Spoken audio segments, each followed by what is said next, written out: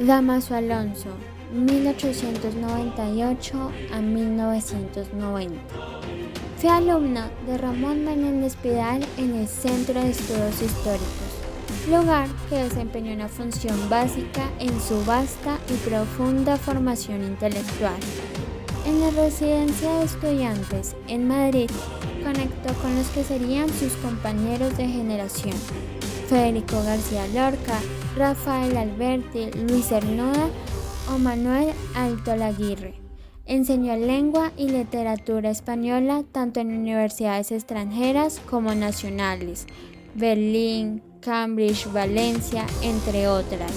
Asimismo, fue director de la revista de Filología Española y de la Real Academia Española.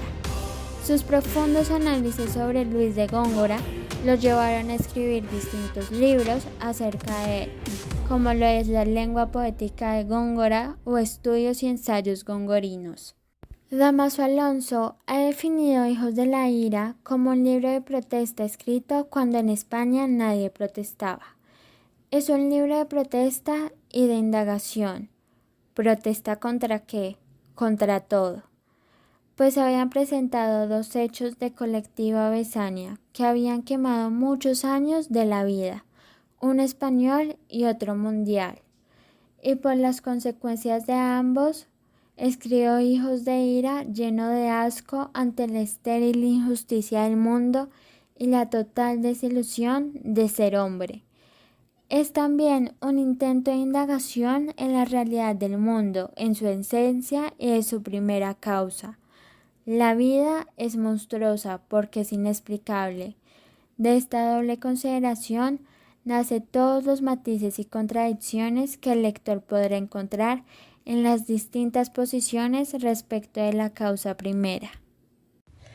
Pedro Salinas. Pedro Salinas fue un poeta español, miembro de la generación del 27, en la que destacó como poeta el amor profundo, intelectual y humanista. El poeta fue subjetivo, heredó de la tradición amorosa de Garcilaso de la Vega y de Gustavo Adolfo Bécquer. El gran tema de su poesía fue el amor. La producción se puede distinguir en tres etapas. La primera se caracterizó por los comienzos de muchos de sus compañeros como Jorge Guillén, Vicente Alexander, Damasco Alfonso, etc. Abarca hasta sus primeros versos hasta 1931. La segunda alcanza hasta 1939 y fue la de la poesía genuinamente amorosa, fruto de su apasionada relación con la profesora norteamericana Katherine Wilmore. En ella celebra el amor que le da sentido al mundo. La tercera etapa va de 1939 hasta su muerte. La poesía de estos años reflejó sus inquietudes filosóficas y una preocupación por la función del poeta y el arte, ya que su espíritu humanista se reveló ante el mundo moderno. Experiencia amorosa que se rige por el sentimiento, la voluntad y el deseo. El amor comporta el dolor y el goce, la destrucción y la creación a un mismo tiempo. Esta obra, cuyo título procede de un poema anónimo que describe el encuentro de dos enamorados en un huerto florido, prolonga el tema de la separación de los amantes iniciando y al final de la voz de ti de vida. Maruja Mayo. Nacida como María Gómez González, nació el 5 de enero de 1902 y falleció el 6 de febrero de 1995. Fue una pintora surrealista española que está considerada como una de las artistas del 27 dentro de la denominada vanguardia interior española. Fue la cuarta hija de los 14 que tuvo el matrimonio formado por el madrileño Justo Gómez Mayo y María del Pilar González Lorenzo. En 1922 llega otro traslado para familia de Marulla, esta vez a Madrid, donde empezaría a estudiar en la Real Academia de San Fernando junto a su hermano Cristiano. Estos estudios los compaginaba a la vez con la Academia Libre de Julio de Moisés. Es en Madrid donde se reúne con toda la generación del 27 y se rodea de personalidades del arte como Dalí, Lorca, Concha Méndez, Buñuel, María Zambrano o Margarita Manso. Se dice que eran inseparables de Dalí y Lorca, pero sus mejores amistades fueron siempre Concha Méndez y Margarita Manso. Una de las grandes obras que realizó Maruja fue Antro de Fósiles, que es un gran ejemplo de la gran ambición que ella tenía. En esta pintura se recalca el paisaje húmedo y pantanoso que está poblado de esqueletos y restos óseos. También se encuentran seres vivos como pequeños reptiles que parecen haber triunfado y sobrevivido al desastre y barbarie. También lo más llamativo de esta pintura es la arquería de fondo de la composición. También está claro que todo es estado de descomposición. Este elemento arquitectónico puede llegar a adquirir tintes proféticos de un enfrentamiento bélgico que ocurriría pocos años después en España con el final de la Segunda República debido a la Guerra Civil. Ricardo Eliezer Neftali Reyes Basoalto, más conocido como Pablo Neruda, nació el 12 de julio de 1904 en Parral, Chile. Fue un poeta, escritor, diplomático y político. A sus inicios, Neruda ingresa al Liceo de Hombres de Temuco hasta terminar en sexto grado de Humanidades en el año de 1920. 3 años antes, Pablo publica su primer artículo en el periódico La Mañana de Temuco, donde publicaría El entusiasmo y perseverancia, siendo de esta manera el primer artículo de diversos que publicaría para este diario de la ciudad de Temuco. El poema que más se le conoce es 20 poemas de amor y una canción desesperada. Este poema se ubica como uno de los mejores del siglo, ya que mantiene un modernismo que marcó una influencia en distintas generaciones. De su carrera política se podía hablar mucho, ya que destacó y fue de gran ayuda para su país natal. Comenzó en el año 1927 siendo cónsul de Rangún, Birmania. Años después, cónsul de Singapur, Buenos Aires, Barcelona y Madrid, en los cuales siempre dejaría una huella importante de ayuda al país. Fue exiliado en el año 1949, por lo que vive oculto en algunas ciudades de Chile como Santiago de Valdivia y el lago de Futón. Después llega a Argentina, por donde casi pierde la vida. Y después de varios meses de estadía en el continente americano, él decide escapar a París, en donde su principal protector fue Pablo Picasso, el cual ayudó a que se arreglaran sus problemas de ciudadanía. Su regreso a Chile fue el 12 de agosto de 1952, donde regresa a publicar como a él tanto le gustaba. Recibió el Premio Nobel de Literatura en 1971, donde fue ovacionado de pie entre otros grandes escritores. Y finalmente, el 23 de septiembre de 1973, Pablo Neruda falleció de cáncer de próstata en la clínica de Santa María de Santiago de Chile. Algunos de sus premios más reconocidos son el Nobel de Literatura, el Premio de Lenin de la Paz, el Premio Neustadt, el Golden Red. El estilo de Pablo Neruda era inconfundible. Escribía centrándose en todos los sentidos: oír, oler, mirar, etc.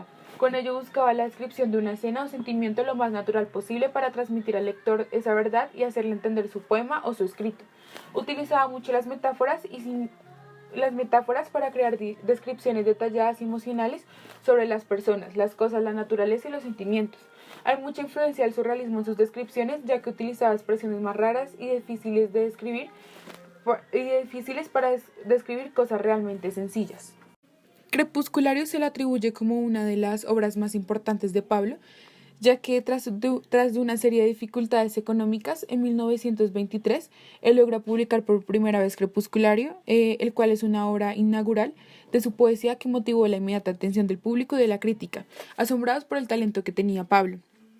Crepusculario expresa una poesía fuertemente subjetiva, donde el autor se encuentra buscando su propia voz y registro. Federico García Lorca nació en Fuentes Vaqueros, Granada, en 1898, y además de ser un genio para la poesía, también escribió grandes obras de teatro y novelas cortas. Estudió filosofía, letras y derecho en la Universidad de Granada, y era un apasionado de la reflexión, de la justicia, de la poesía, de la música y del teatro.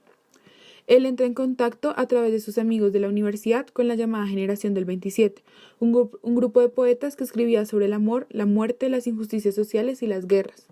Lorca viajó por Nueva York, Colombia, México y Uruguay para escribir y presentar sus obras y hacer muchas más amistades.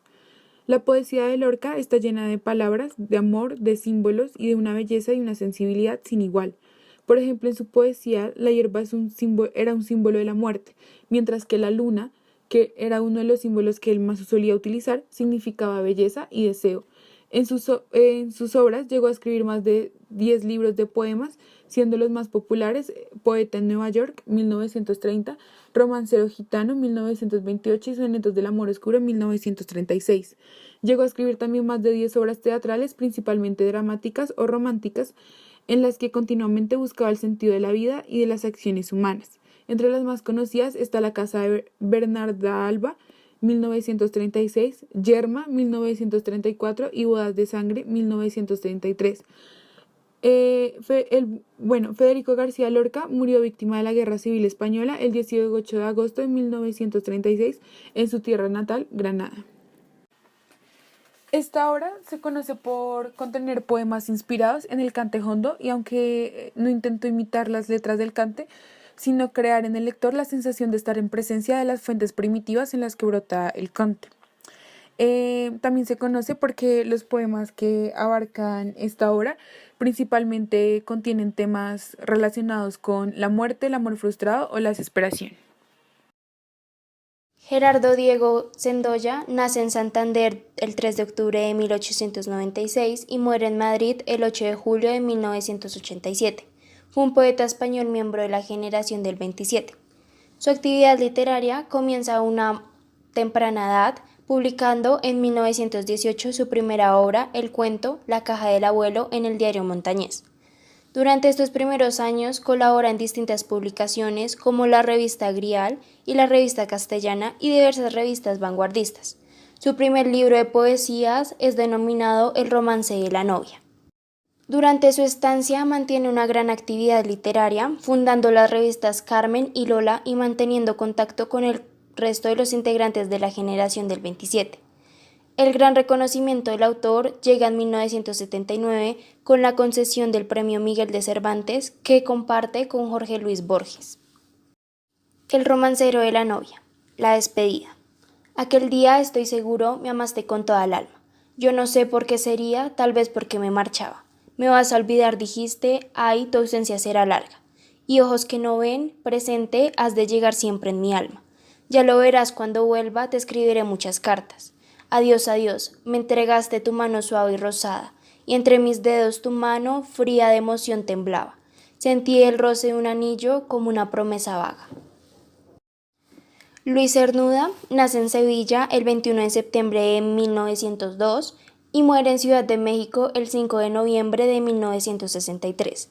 Fue un destacado poeta y crítico literario español, miembro de la generación del 27. Su obra se inscribe entre una corriente que muchos han calificado de neorromántica, pues la sensibilidad, melancolía y dolor que destila su poesía se halla siempre dentro de unos límites de serena contención, a la manera de Gustavo Adolfo, pero con características matizadas por una aguda actitud intelectual, rasgo esencial de la generación a la que perteneció. Estudió Derecho en la ciudad natal bajo la dirección de Pedro Salinas, de quien fue discípulo y quien orientó asimismo sus primeros pasos de poeta. Al igual que otros de sus compañeros de generación, sus primeras obras marcan un itinerario que parte de la poesía pura, preconizada por Juan Ramón Jiménez, para luego desembocar a una estrecha afinidad con el surrealismo. Esta etapa, que dio comienzo con Perfil del aire de 1927 y Egola, elegía Oda de 1928, logra su mayor expresión y madurez en Un río, un amor de 1929 y Los placeres prohibidos de 1931, libros en los que ya se muestra en todo su esplendor un Cernudo enamorado y rebelde, orgulloso de su diferencia. Primavera vieja. A solas, con la frente en la mano, un fantasma que vuelve, llorarías pensando cuán bella fue la vida y cuán inútil. Emilio Prados nació en Málaga el 4 de marzo de 1899. En 1914 obtuvo una plaza en el grupo de niños de la Residencia de Estudiantes de Madrid, lo que fue decisivo para su formación como poeta. En 1918 se incorporó al grupo universitario de la Residencia. La institución se convirtió en el foco de la generación del 27 y Prados entabló amistad con Federico García Lorca, Luis Buñuel, entre otros.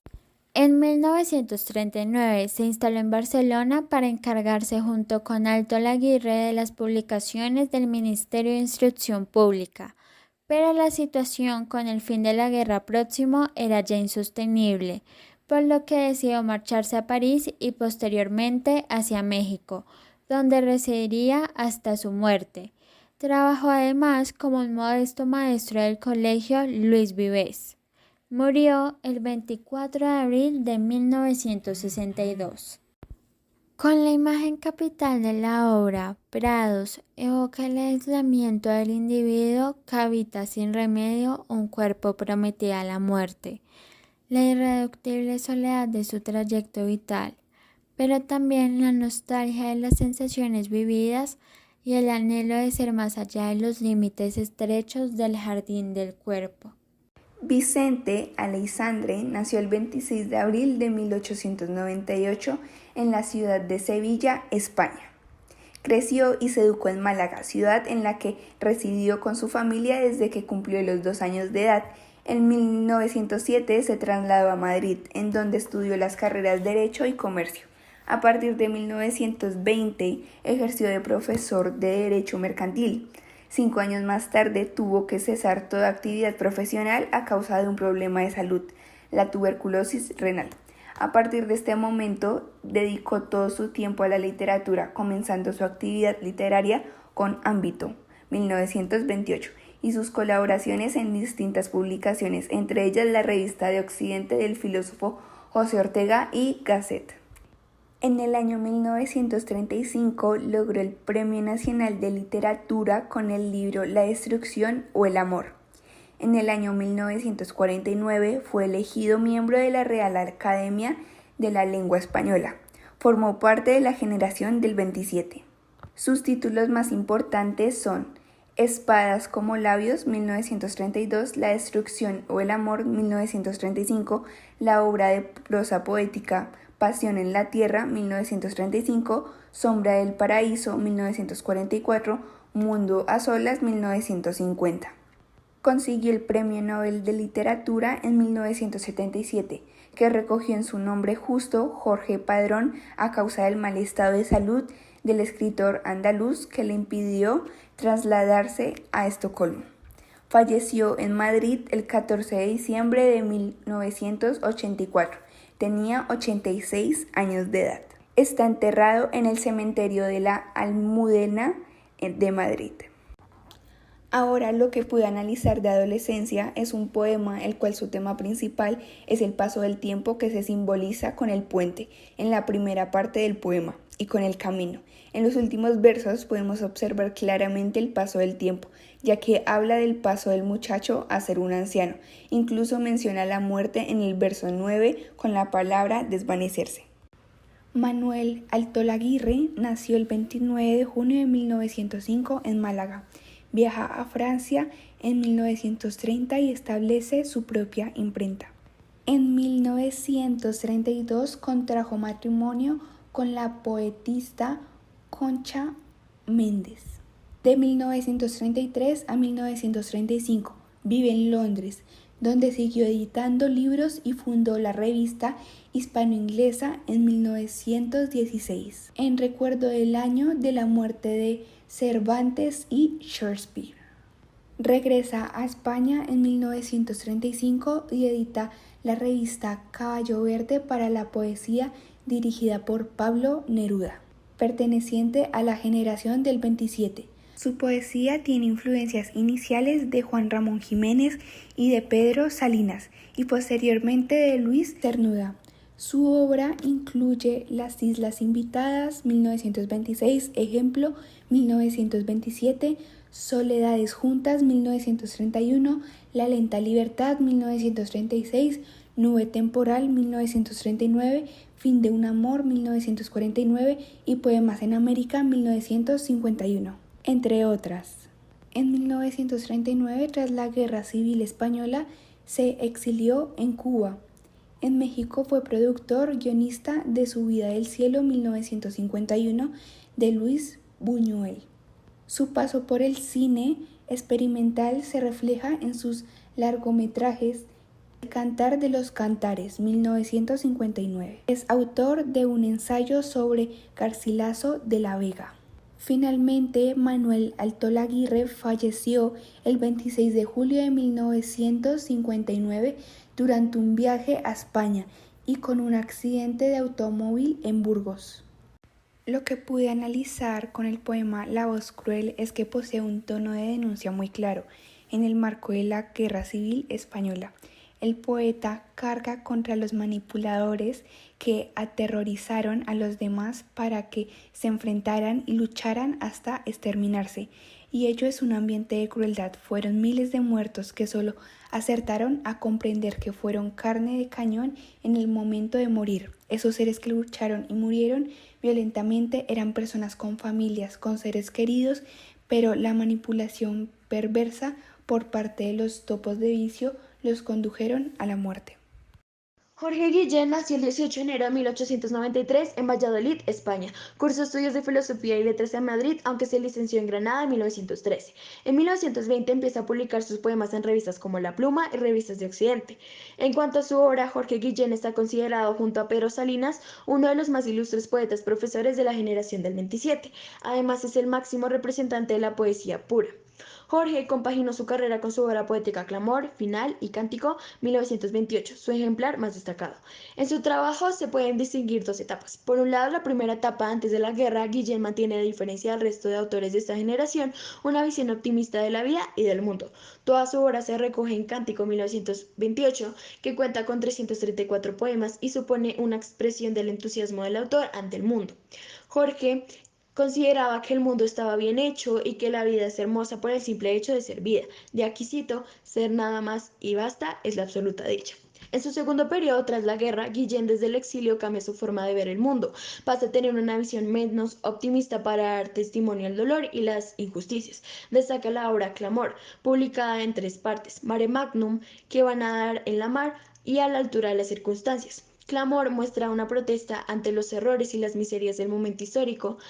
Guillén es optimista, pero no por ello deja de ver los defectos del mundo. De aquí cito: este mundo del hombre está mal hecho. El poema que voy a explicar es El mar es un olvido, que pertenece a Que van a dar a la mar, el segundo libro de Clamor. El título de esta obra está tomado de un verso de las famosas coplas de Jorge Manrique a la muerte de su padre. Es un libro compuesto por una serie de meditaciones sobre el pasado, los recuerdos, el paso de tiempo y la muerte.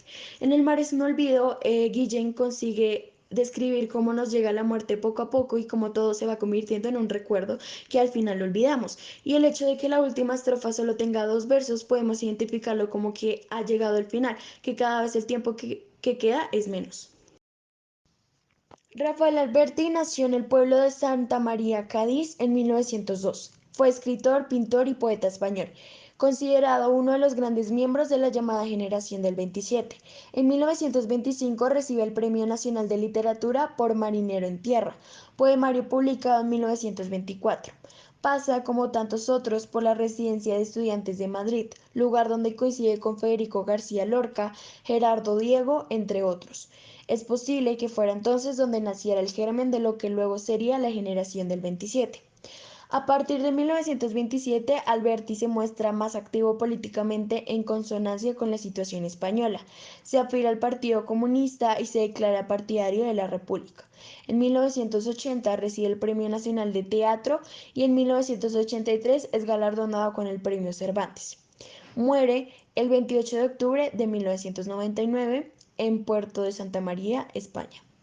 El poema que voy a explicar es Marinero en Tierra, donde Alberti expresa su nostalgia del mar de Cádiz en un tono lúdico, casi infantil, donde el goce de los sentidos y la alegría estalla hasta el delirio, aunque en ocasiones teñida de nostalgia o de presentimientos.